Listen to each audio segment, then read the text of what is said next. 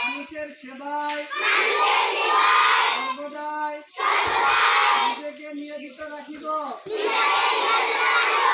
দেশের একতা ও সংহতি বজায় রাখিবার জন্য সর্বদা সচেষ্ট থাকিব। হে প্রভু, আমাকে শক্তি দিন, আমি যেন বাংলাদেশকে একটি শক্তিশালী